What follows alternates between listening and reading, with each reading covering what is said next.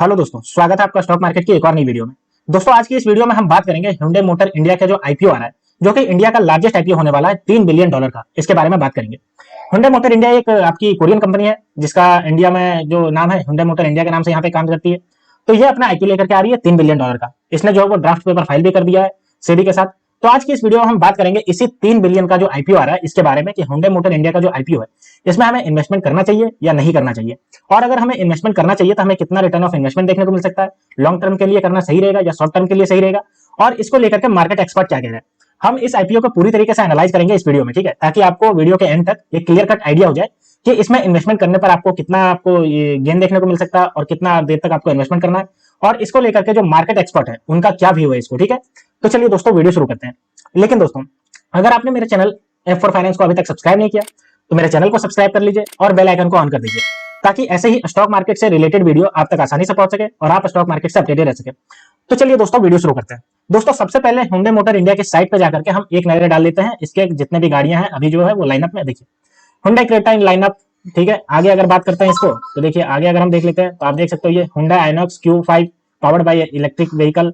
और अगर हम आगे देखते हैं इसको तो देखिए, अगर हम आगे एक एक करके सबको देखते हैं तो देखिए, एसयूवी सेगमेंट में आप देख सकते हो एक्स्टर, सेडान सेगमेंट में बात करें तो ऑरा, हैचबैक की बात करते हैं तो ग्रैंड i10 नियोस, और इलेक्ट्रिक सेगमेंट की बात करते हैं तो iNIQ 5 इसका, ठीक है। तो ये हमने देख लिया। What's new to see what happen, क्या क्या नया नया हो रहा है। तो देखिए, अगर हम बात करें तो नई नई गाड़ियां आ रही है 2024 में, ब्रांड बीच टू कप, ये सब जितना भी है नए नए ब्रांड अभी लॉन्च हो रहे हैं। तो ये इसमें कुछ ज्यादा देखने वाली बात नहीं है, ये सब अपने प्रोडक्ट जो है वो उसको डिस्प्ले कर रखा है, ठीक है। अब चलिए हम देख लेते हैं इससे रिगार्डिंग जो न्यूज निकल के आया है आईपीओ आने के, इसको लेकर के मार्केट एक्सपर्ट क्या रहे हैं, इसका पूरा एनालिसिस करते हैं, और फिर हम देखेंगे लास्ट में इससे बड़े बड़े न्यूज निकल के आ रहे हैं, और लास्ट में हम देखेंगे इसमें क्या मिल रहा है हमें, ठीक है। तो देखिए, Hyundai motor upcoming IPO, what investor need to know. हम बात करेंगे कि इन्वेस्टर अगर आप हैं तो आपके नजरिए से इसमें क्या क्या जानना ज्यादा जरूरी है आपको इन्वेस्टमेंट करने से पहले। क्योंकि अगर आईपीओ आ रही है तो ऐसा थोड़ी है कि हमारे पास पैसा पड़ा हुआ है किसी भी आईपीओ में लगा दे। आईपीओ को एनालाइज करते हैं, उसके बाद हम उसमें इन्वेस्टमेंट करते हैं। तो एनालाइज करते हैं, सबसे पहले हम देखते हैं कि ये Hyundai मोटर जो है वो आईपीओ ला क्यों रही है, आखिर ये पब्लिक क्यों जा रही है।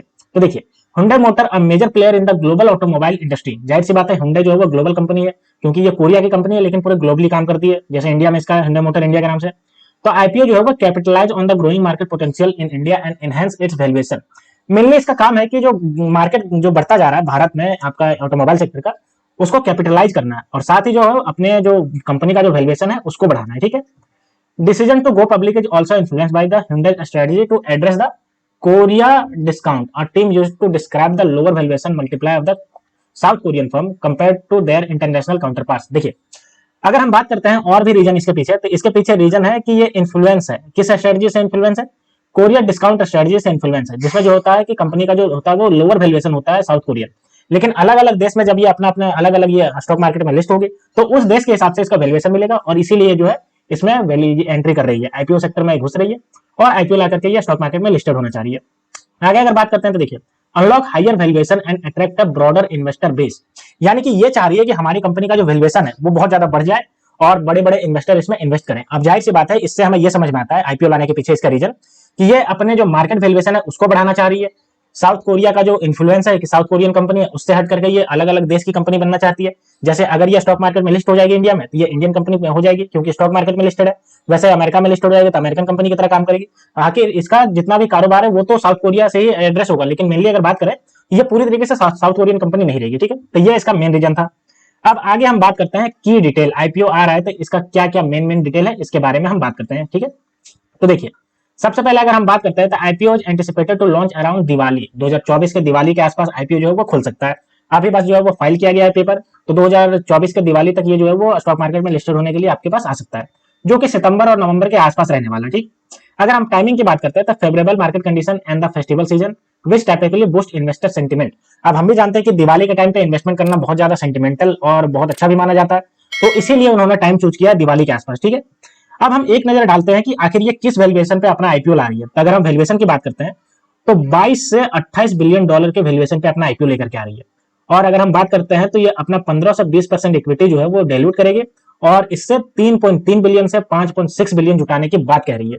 तो देख सकते हो कि कितना, अगर लोअर प्राइस बैंड की बात करते हैं, सॉरी लोअर अगर हम वैल्यूएशन की बात करते हैं तो 3.3 बिलियन आपकी लेने वाली है, और अगर हायर बात करते हैं, हायर प्राइस बैंड पे जाएगा तो 5.6 बिलियन डॉलर ये जुटा सकती है, और 15 से 20% इक्विटी अपना जो है वो से पब्लिक करने वाली है, ठीक है। वैल्यूएशन मैंने बता दिया 22 बिलियन डॉलर से लेकर के 28 बिलियन डॉलर तक का रहने वाला है।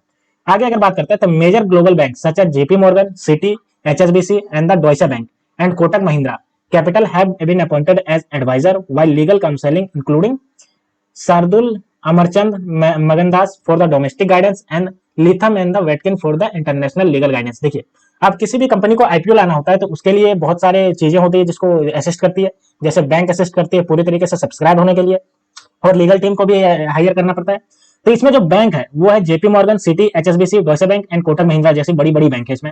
और अगर हम लीगल काउंसिल की बात करते हैं कि लीगल सपोर्ट इसमें कौन कौन दे रहा है, तो इसमें जो है वो सरदुल अमरचंद मगनदास SAM करके ये जो है वो डोमेस्टिक गाइडेंस देगी लीगल फील्ड में, और लिथम एंड द वैटकिन जो है वो इंटरनेशनल लीगल गाइडेंस देगी। ठीक है, the share will be listed on the major Indian stock exchange, ठीक है, likely the Bombay stock exchange and NSE stock exchange, providing amplified liquidity and access for the. देखिए, ये जो शेयर है ये आपका बॉम्बे स्टॉक एक्सचेंज और नेशनल स्टॉक एक्सचेंज दोनों में आपकी ये लिस्ट होने वाली है।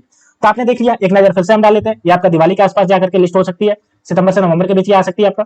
अगर बात करते हैं वैल्यूएशन, तो $22 बिलियन से $28 बिलियन पे वैल्यूएशन रहने वाला है, और इससे जो है वो आपका 15 से 20% का जो इक्विटी शेयर है उसको पब्लिक करने वाली है, और 3.3 से $5.6 बिलियन जो है वो इससे जुटाने वाली है। ठीक है, ये हमने देख लिया। अब हम डाल लेते हैं कि इसका करंट मार्केट पोजीशन कैसा है और इसका फाइनेंशियल कंडीशन कैसा है, इसका फाइनेंशियल हेल्थ कैसा है। ठीक है, तो देखिए, Hyundai Motor India is the second largest passenger vehicles manufacturer in India। देखिए, second largest manufacture passenger vehicle, तो जान सकते हो कि कितनी बड़ी कंपनी है इंडिया की अगर ये सेकंड लार्जेस्ट है। तो बात करते हैं तो इसका जो मार्केट शेयर की अगर हम बात करते हैं तो 14.9% है, और फाइनेंशियल ईयर 2022-24 की अगर बात करते हैं तो ठीक है, the company has shown the consistent growth in the both domestic sale and the export, यानी कि ये डोमेस्टिक सेल और एक्सपोर्ट यहाँ से एक्सपोर्ट भी करती है, और इसमें भी अच्छा खासा ग्रोथ देखने को मिला है। अगर हम 2023 की ही बात कर लेते हैं तो India Hyundai India achieve record sale of the 6,02,000। देखिए, 6,02,000 यूनिट जो है वो डोमेस्टिकली बेची है, जो कि 9% increase over the previous year, यानी कि प्रीवियस ईयर से अगर बात करते हैं तो 9% ये बढ़ गया था। और एक्सपोर्ट है ये भी आपका 10% बढ़ गया, और 1,63,000 यूनिट जो है वो यानी कि कारें जो है यहाँ से बाहर भेजी गई, एक्सपोर्ट की गई। इसमें अगर हम बात करते हैं फोकस की, तो एसयूवी इस पे जो मेन फोकस रहने वाला है, model like Creta and the venue, ये दोनों जो है वो बहुत ज्यादा बिकती है, चाहे इंडिया की बात कर ले या ओवरऑल की बात कर ले, और इस पे ये जो है सबसे ज्यादा बेची है।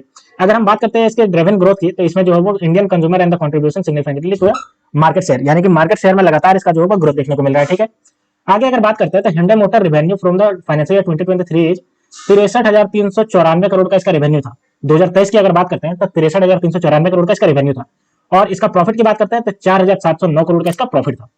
और अगर हम 2022 के प्रॉफिट की बात करते हैं तो 2,862 करोड़।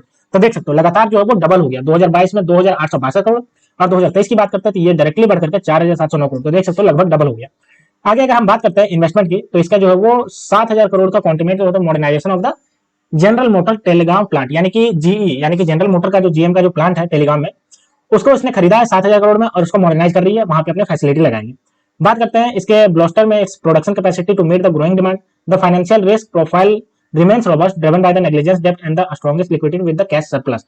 इसका जो कैश सरप्लस है, इसके पास जो कैश पड़ा हुआ है वो देखिए 17,875 करोड़ का स्ट्रॉन्ग कैश पड़ा हुआ है, और मार्च 31 2023 तक का डेटा, और इसके पास नेग्लिजिबल डेब्ट है, यानी कि उसके पास कोई भी उधारी नहीं है, जिसके कारण ये बहुत अच्छा खासा ऑप्शन है। तो इसका फाइनेंशियल हेल्थ जो है वो बहुत अच्छा खासा नजर आ रहा है, मार्केट पोजीशन में भी ये सेकंड लार्जेस्ट है, तो ये भी बहुत अच्छा खासा है, और ये लगातार जो है वो बढ़ता जा रहा है। अगर हम इसके बात करते हैं प्रॉफिट, तो ये भी लगभग डबल हो गया 2022 से 2023 में। ठीक है, अब हम बात करते हैं potential benefits and risk for the investor.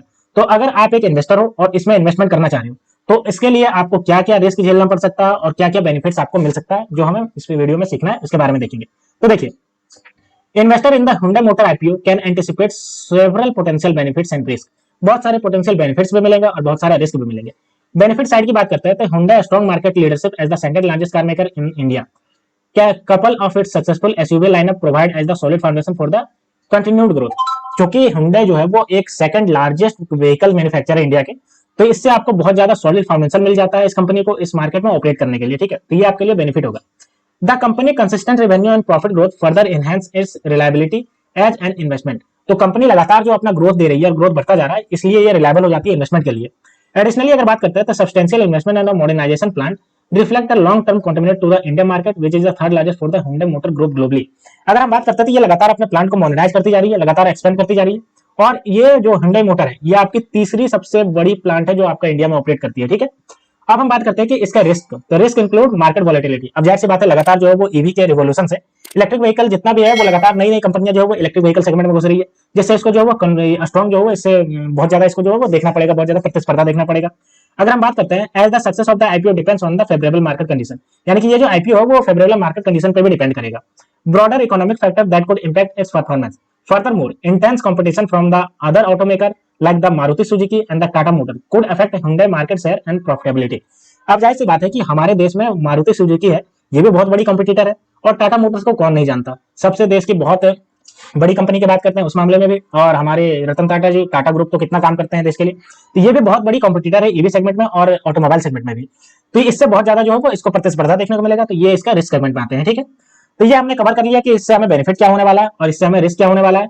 अब चलिए हम एक नजर डाल लेते हैं इसके न्यूज निकल के आते हैं, जो लेटेस्ट न्यूज उसके बारे में क्या क्या निकल के आ रहा है। तो देखिए, Hyundai plan to scale up production capacity, introduce more EV in India। देखिए, यानी कि ये ईवी सेगमेंट में घुस रही है और ईवी सेगमेंट में बहुत ज्यादा ईवी व्हीकल को इंट्रोड्यूस करना चाह रही है, ये बड़ी न्यूज आ रही है। आगे अगर बात करते हैं तो देखिए, Hyundai India to have 5 new EV by 2030, launch first electric SUV in 2024 में पहले इलेक्ट्रिक एसयूवी, और अगर 2030 तक की बात करते हैं तो 5 एसयूवी जो है वो इलेक्ट्रिक गाड़ियां ये लॉन्च करने की बात कह रही है। ठीक है, ये बड़ी न्यूज आ रही है। आगे अगर बात करते हैं तो आगे देखिए, Hyundai to invest 4 billion to expand production, यानी कि 4 बिलियन का एक ये जो है वो इसमें इन्वेस्टमेंट भी कर रही है ताकि इसका प्रोडक्शन जो है वो बढ़ सके। तो आप देख सकते हो कि लगातार Hyundai जो है वो अपने एक्सपेंशन को बढ़ा रही है, चाहे हम प्रोडक्शन के मामले की बात कर ले, चाहे हम बात करें इसके जो लाइनअप जो एसयूवी है ईवी व्हीकल में, उसकी बात कर लेते हैं। तो दोस्तों, ये थे पूरे इस आईपीओ को लेकर के पूरा न्यूज जो मैंने आपको बताया, इसको लेकर के क्या बेनिफिट्स होंगे, क्या नुकसान होगा, इसको लेकर के फाइनेंशियल हेल्थ के बारे में बताया, क्यों जा रही है आईपीओ लेने के लिए इसके बारे में बताया, और मैंने इसके आईपीओ के पूरे डिटेल के बारे में बताया। ठीक है, तो दोस्तों ऐसे ही स्टॉक मार्केट से रिलेटेड वीडियो देखने के लिए आप मेरे चैनल को सब्सक्राइब कर लीजिए। तो मिलते हैं दोस्तों नेक्स्ट वीडियो में, तब तक के लिए स्टे ट्यून्ड, थैंक यू।